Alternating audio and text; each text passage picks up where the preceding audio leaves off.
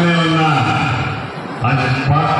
పినపాక శాసనసభ్యులు మరో మిత్రులు పాయం వెంకటేశ్వరరావు గారికి, గౌరవ జిల్లా కలెక్టర్ గారికి, గౌరవ మంచి కొలువులో పెట్టినట్టు లోన గదిలో మనందరినీ తెచ్చాడు. చెమట గారుతున్నాయి మా ఆడబిడ్డలకి, మాకు చాలా సంతోషం. ఈ ఇందిరా మహిళా శక్తి కార్యక్రమం రాష్ట్ర వ్యాప్తంగా అన్ని నియోజకవర్గాల్లో నా ఆడబిడ్డలకి ఒక భరోసా, భద్రత, గడిచిన ఈ 18 నెలల్లో మీ కష్ట ఫలితంగా వస్తున్న ఈ ప్రభుత్వంలో ఏం చేస్తున్నామో ఒక్కసారి రాష్ట్ర ప్రభుత్వ పక్షాన మేము చెప్పాల్సిన అవసరం ఉంది.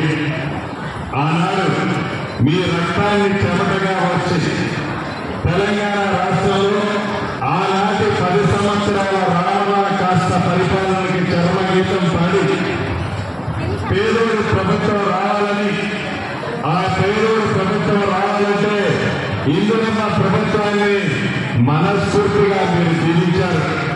అంతేకాదు పార్లమెంటు ఎన్నికల్లో కూడా ఇందులో పార్టీకి సంబంధించిన అభ్యర్థిని మంచి మెజార్టీతో మీ జీవనతో గెలిచారు.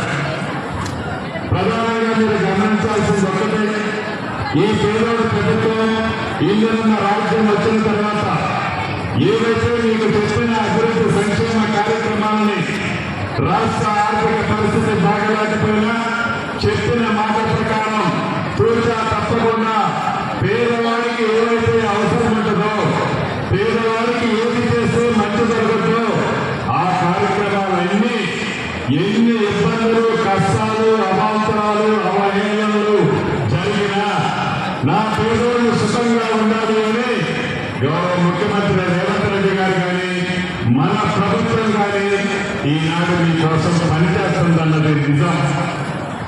ప్రధానంగా ఈ పాలకి డాక్టర్ మహిళలకు ఇచ్చే కార్యక్రమం ఒక్కసారి మీరు గుర్తు తెచ్చుకోండి.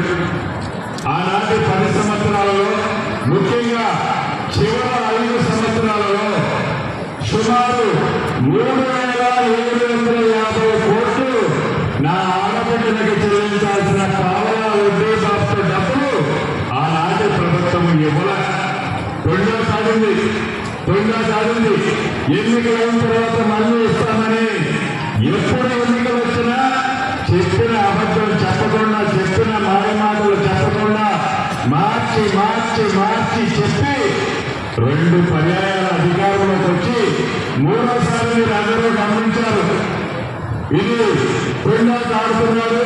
ఇతనికి బుద్ధి చెప్పాలని మొన్నటి ఎన్నికల్లో మీరు ఇందిరమ్మ ప్రభుత్వాన్ని తీసుకొచ్చుకున్నారు. మన ప్రభుత్వం ఈ 18 నెలల్లో సుమారు 875 కోట్ల రూపాయలు పావలా వడ్డీకి సంబంధించింది మీ ఖాతాలోకి జమ చేసే దాంట్లో భాగమే ఈరోజు చివరి వరకు ఇప్పుడు ఇచ్చేది. మీకు ఏ రకమైన అడగం, చివరికి ఎన్నికల్లో మాకు ఓటేస్తామని కూడా అడగం. పేదవారు ఏం చేశారు? ఆ పేదవారు నా ఆడబిడ్డల పేరుతోనే ఆ ఇందులో ఇల్లు ఇవ్వడం జరుగుతుంది. ఎందుకంటే మా అమ్మ పేరుతో ఇస్తే ఆ సర్టిఫికెట్ 50 తాకట్టు పెడతాను. అదే నా ఆడబిడ్డకి ఇస్తే ఆ కుటుంబాన్ని సంఘటించు కాబట్టి, పల్లెల ఆ కుటుంబాన్ని ఆదరిస్తుంది కాబట్టి ప్రతి కార్యక్రమం ఆడబిడ్డ పేరుతోనే ఇచ్చే కార్యక్రమాన్ని ఈనాడు మన ప్రభుత్వం చేపట్టింది. మీకు ఒక్కటే విషయం చెప్తున్నా, గడిచిన ఎన్నికల్లో కాంగ్రెస్ పార్టీని దీవించారు, పార్లమెంటులో దీవించారు. రాబోయే రోజుల్లో ఏ ఎన్నికలు వచ్చినా మీరు గెలిపించిన ఈ ప్రభుత్వం గట్టిగా మీకు మళ్ళీ పనిచేయాలి అంటే తప్పకుండా మీ దీవెనలు, ఆశీస్సులు ఉండాలని మనస్ఫూర్తిగా మిమ్మల్ని కోరుకుంటూ, ఈ క్షమతలో మిమ్మల్ని ఎక్కువసేపు నాకు ఇష్టం లేదు కాబట్టి దయచేసి మరొక పొద్దు తప్పకుండా ఇంకా కుశల ప్రజలతో మీ ప్రాంతానికి వచ్చి కలుస్తానని మనస్ఫూర్తిగా మా ఆరోగ్య సెలవు తీసుకుంటున్నాను.